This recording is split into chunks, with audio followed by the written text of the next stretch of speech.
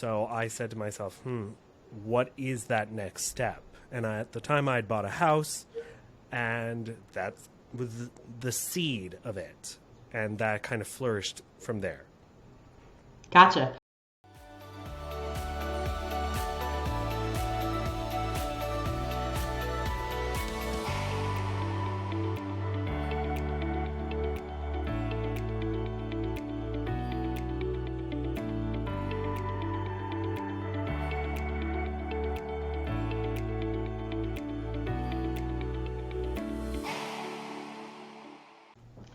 Well, hi, welcome to Let's Talk Real Estate USA, which is Craig's channel, but I'm taking over today, I guess, Craig, is that right? Yes, you are. Okay.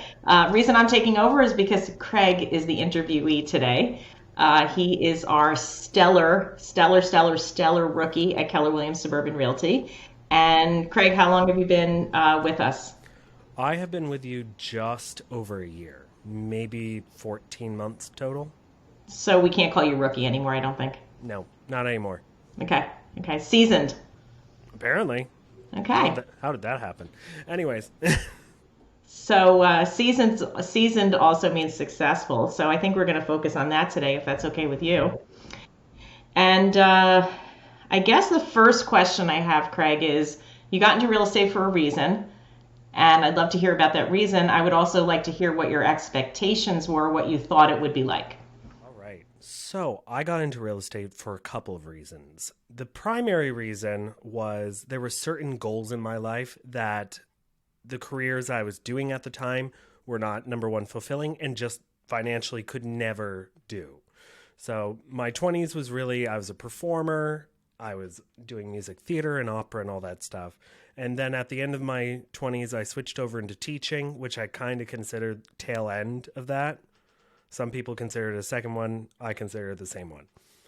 And then I got into teaching, and I started to make some consistent, better money than I was as a performer. And then I realized that there were certain life goals that were just very large life goals that I wasn't going to be able to accomplish in my current career. Teaching's amazing, but money-wise, it is not. So I said to myself, what is that next step? And at the time I had bought a house, and that was the seed of it. And that kind of flourished from there. Gotcha. And I think I met you not so long after the purchase of that house because you started. It was like 6 months. Yeah. And you started talking to me really early on when you had maybe just gotten into real estate school about what you thought real estate was, what you thought it would be like, what it's like to work for Keller Williams. So I consider you probably the person who did the most homework I've ever spoken to, who's gotten into certainly real estate in our office, which is awesome. So what did you think it would be like? So I didn't really know. I knew. Let's back up for a second to the moment that I realized that real estate was where I was going to go, or there was a kernel or a seed that started to blossom, which was I was getting my house appraised, and that, let's say it was a condo. I bought it for $300 and it appraised for $310. And I went to my realtor. I was like, I don't understand. What does that mean? And he said, it's worth $310. And I was like, are you saying on paper I just got 10 grand richer in an afternoon? He's like, well, yeah. And to me, that was, prior to that, my goal was always to put away about 5,000 to 10,000 in savings each year into a Roth or things like that. And in one afternoon, I made all of it. Right. And I was like, So I went home and I started watching YouTube videos. And I mean, when I say I was obsessed, I mean I was obsessed. I would go home after work from pretty much 6 p.m. through 11 p.m. I was watching YouTube videos on all these things. Not sales, by the way. Investing. And then I started to say, okay, well, how did all these people that I think are amazing, who are killing it, how'd they get into it? And all of them had gone into it via being a realtor, selling homes. Hmm. So I was like, okay, that's logically the next step. So let's take the leap. So you did. Mm-hmm. It was a big leap. It was a big leap. You started part time with the intention of full time. So let's talk about, given all those YouTube videos, given what you learned in real estate school, given that you had a very good friend in the business, the person who also sold you your house, what do you think it would be like? So I wasn't 100% sure. He had kind of shown me how it would work, and that I knew it wasn't what everyone assumed. Of course, it's not House Hunters. It's not. But I didn't truly understand just how much it wasn't what I thought it was. Like, I knew you would show the houses and all that stuff, and you had to find clients and things like that. But I spend the majority of my time, this is the biggest myth, is that you spend the majority of your time showing houses. I spend the majority of my time here at my desk. Especially the morning until noon, I'm here. And then after that, I go out, I meet people, blah, blah, blah, blah, blah. But truly, it's all about systems and meeting people. That's really what real estate is. And then it's connecting to that. So do you think the average person who says, I'm going to go to real estate school, do you think they think they're walking into an office and the leads are handed to them? Or business just comes, people walk in the door, all of those things? I think it was kind of all those things. I kind of assumed that they would be coming from a few different directions, though I'm not stupid. And I was like, obviously, it's probably not what I think. Mm-hmm. And especially coming in at the tail end of this just like hyper seller's market. So I knew that it was going to be, I needed to find people. Sure. So I'm assuming most people think what HGTV and selling, what is it? Selling Sunset or all those things. Anything on HGTV, Yeah. I guess. Yeah. All those are like stories. Yes. They're all stories. So that's TV, that's different. So even like one of my, I don't have the book with me, but like Ryan Serhant's book, Big Money Energy, which is fantastic. But he even goes into that where he's like, my whole role was just, it wasn't made up, but it was him, but a caricature of him. So the biggest thing that people come into this thinking is that you're going to be showing houses all the time and people are just going to call you. Right. I wish. I wish people would just call me. I get confused when people call me. You do? Oh, I get really confused. I'm like, oh, they're calling me. What did I do wrong? Gotcha. And the reality is, you're in the office every morning, and what are you doing? Well, so now I teach this class called Lead Gen. And the other day I was talking to them and I was like, what time do you guys get here? And they said, I get here at 9, I get here at 8:45, I get here at 9:30. And I was like, guys, I'm here at 7:30. Why aren't you? Right. I mean, as a team leader, I can say that the hardest thing, people going from corporate America or other places where they have their positions into real estate, they are waking up every morning and they're their own boss. And that's probably, they knew that because they get into it for flexibility and freedom and all of that. Yeah, They but don't, the flexibility is yeah. not really true. Well, Kind of. it's a goal. Mm-hmm. I Like, would that's the assume long-term goal. that's a long-term goal. So they're getting up every day. I'm my own boss. What am I supposed to be doing? But I would argue that the people who are getting in it thinking that they're going to get flexibility don't realize that the first 5 years you're going to be working your head off to create these systems that will then work for you. Like Amazon conquered the world because of systems, not because Jeff Bezos is like the nicest man in the world. He won it because of systems. And that's why systems are so important. But yes, you are your own boss in a sense, but you have to get up and you have to create a structure. Yes. Like, I did like teaching because it imposed a structure on me. And it's much harder to say, okay, from 9 to 11, I need to do calls and be like, well, the couch is over there. Right. And that's the reason I actually started coming into the office, because whoa, couldn't do it. But Right. it's this creating of a structure that works for you. And everyone's structure is slightly different. Yeah, as long as they have one and they stick to it, Mm-hmm. the structure should work. So it's said that 87% of people who get into this business are gone within the first 2 years. I'm not surprised. So you're clearly in the 13%. Mm-hmm. How come? Well, I think part of it is I had no backup. Like I have part-time things that I do and stuff like that, but it's more along the lines of, at the end of the day, I have to pay my mortgage. There is no backup. So whenever I'm just like, do I want to get up? When you were part-time though, right, Mm-hmm. you had the intention of going full-time. Yeah. And that's rare that can work out, right? Because you really have to create a plan and a structure for that to happen. And you did it. I will say part of it was the unique circumstance in which I found myself as a teacher during a pandemic, which is, let's be honest, there was quite a while when I started really researching education that we were only working until like 1:30. We were only having half days. So I'm getting out at 1:30 being like, I have an entire afternoon. Like I'm still getting paid my full salary, but I have this time.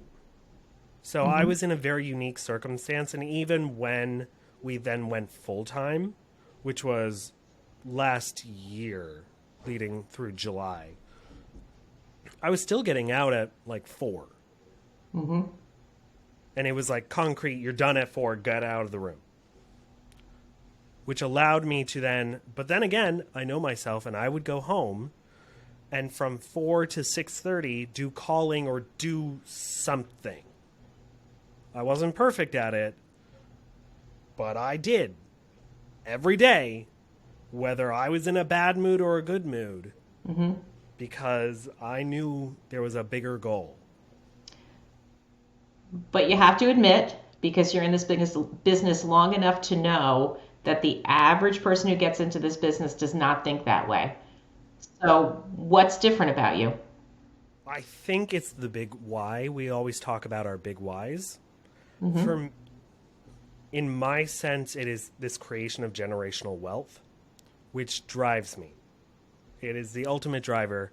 Like even when I was teaching, like this is why I get a little annoyed when people are like, "Oh, well, both my husband and I are fully employed, but we can't afford a house." It's like, guys, by myself on a teacher salary, I bought a house. It depends on what your big why is, and then it will happen. So Okay. for me, it ended up being this generational wealth and this concept of you just have to do it. It's Not an impressive. option. It's impressive. I can tell you that I'm proud, and it's quite impressive because I don't I can't think of anybody else who's made that seamless transition so well from part-time to full-time. It You made was, you made a it plan and you worked. stuck with it. And it was terrifying when I finally left my job, when I put in my final notice, because I wasn't doing really great, but I had put away a lot of money.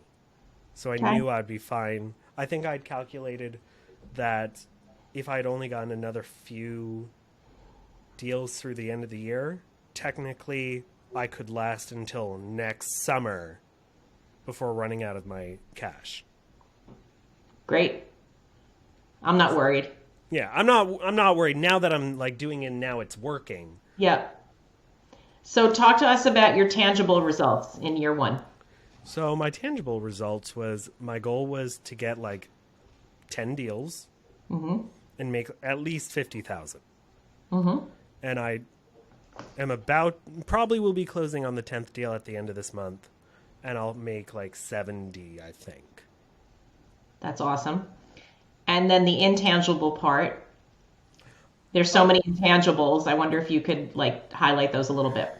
which is it's the mindset change from scarcity to abundance.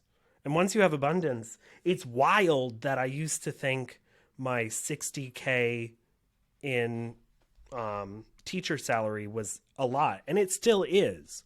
You don't want to forget, like, what was that great example of the president who forgot the price of milk? Don't remember that. Yeah, it was like Jimmy Carter or something like that. What they asked him what the price of milk was, and they were so out of touch that they couldn't say it. Right. You don't want to forget the value of a dollar. But it is wild when you go from saying to yourself, I made 60,000 to this year where I made 150. Mm-hmm. And it was only because of the mind shift that I suddenly was able to go from the 60 to 150 without losing my mind. Great. And keeping the habits from earlier. I do go out more often. I do go out to my favorite restaurants more often, but that's pretty much it. That's great. That's great. Tell us about your year ahead. What's working that you're just going to keep doing? What are some changes you might make? So what are you not doing that you should be doing? So if we're talking business-wise, 2023, I want to be the year of listings and the year where I start to learn how to make money using other people's money. So, number one, listings is what you need to focus on as a realtor, because as a buyer, you're finding one property and that's the transaction.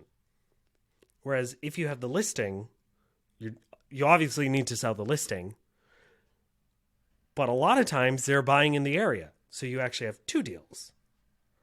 And after doing those open houses and you're talking to all the people, blah, blah, blah, blah, blah, you get a new client. Suddenly you have three deals, all for one. 3 for the price of 1. So I got 10 deals this year from buyers. That could have been 20 if they had been listing. They usually say 2 buyers off of every 1 seller. Mm-hmm. So the listing part, that's where I want 2023 to be. And the other part is learning how to make money using other people's money. OPM, other people's money. Okay. Which is investing. Yeah. Mm-hmm. So you have investing, so you have flips. Mm-hmm. You have people in the office here who went to their grandparent or something and they just had a bunch of cash lying around. So they borrowed the money. Mm-hmm. They went and bought a house. They paid back the grandparents with some extra money and they kept the profit. Mm-hmm. So they made $50,000 while using someone else's money. It's literally an infinite return. Great. So it's what terrifying, but it's works. So what are some things that you already do that you have good habits about that is just going to transfer you into this different 2023 than 2022? I would say that the foundation of the habits are there. Mm-hmm. So I get my butt up. I go to the gym even when I'm only going 50%. Mm-hmm. I get here at a certain time. I do calls. I might not be great at it, and I might get distracted, but I'm doing it. Mm-hmm. And I'm reaching my quotas.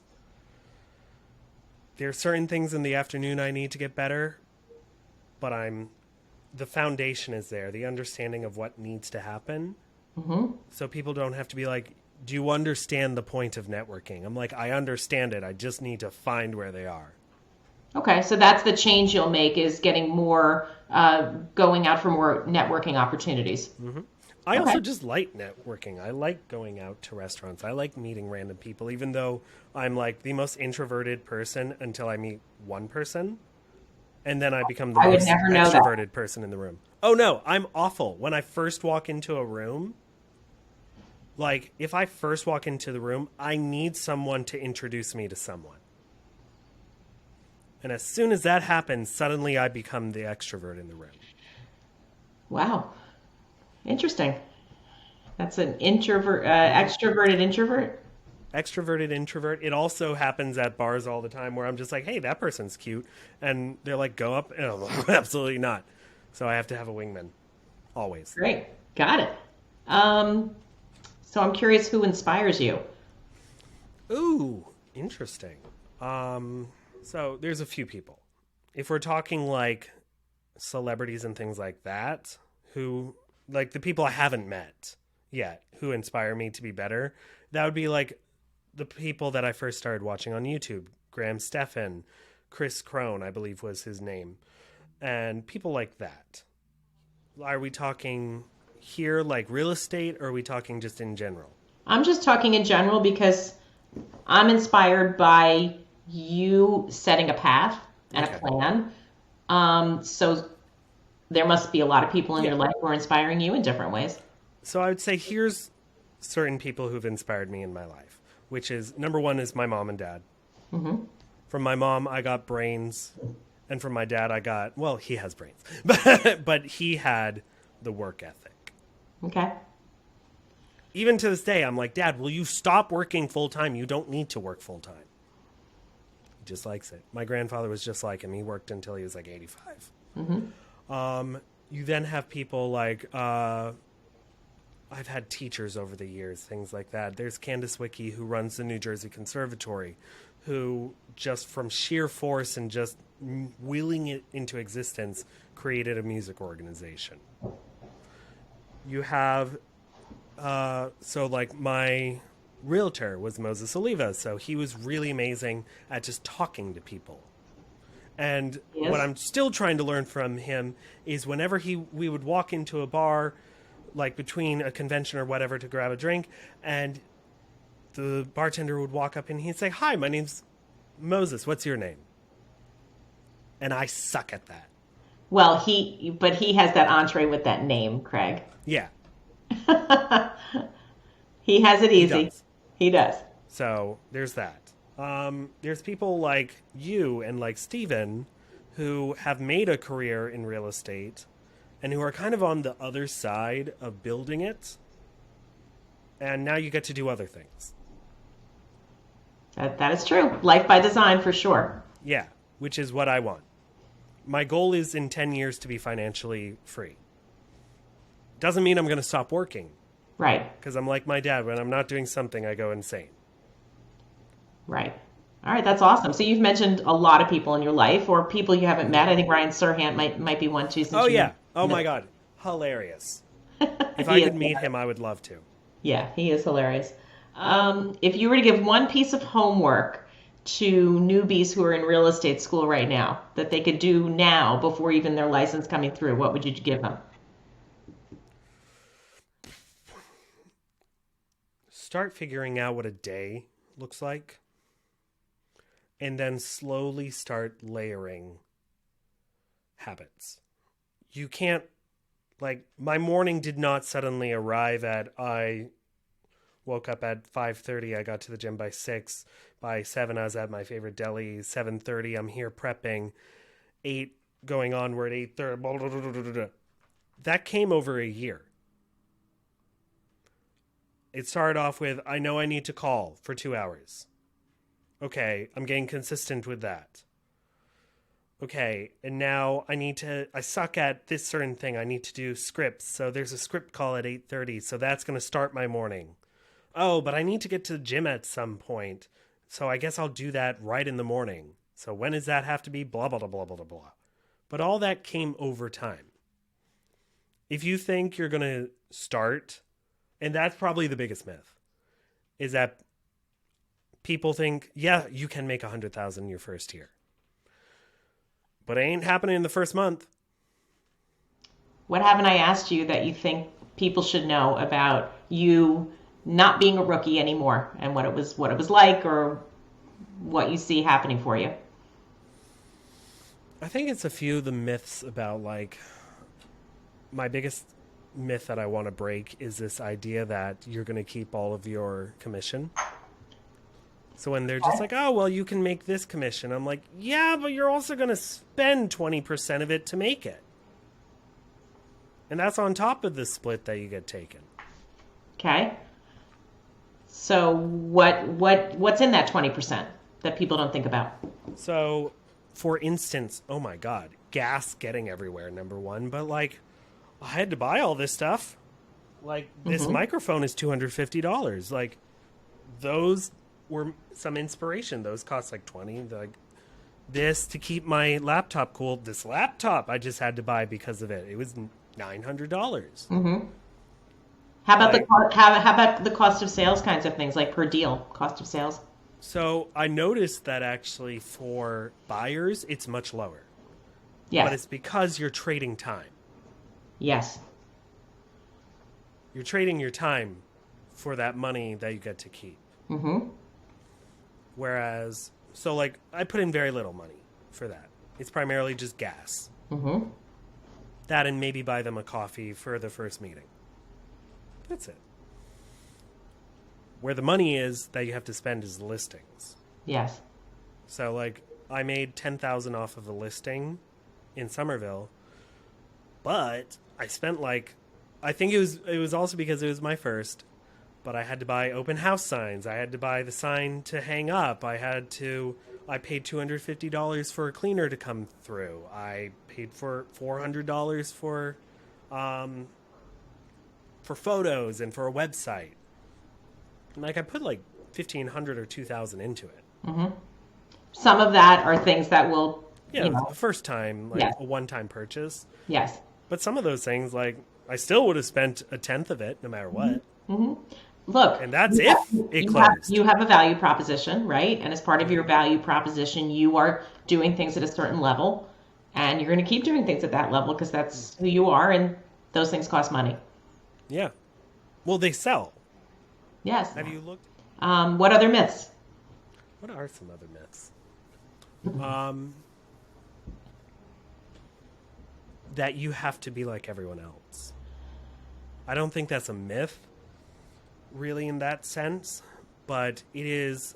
So I'm teaching that lead gen class, and one whole class was about value, your unique value. Mm-hmm. And it came down to I was trying to get it across to them. I was like, what makes you unique? You as a person.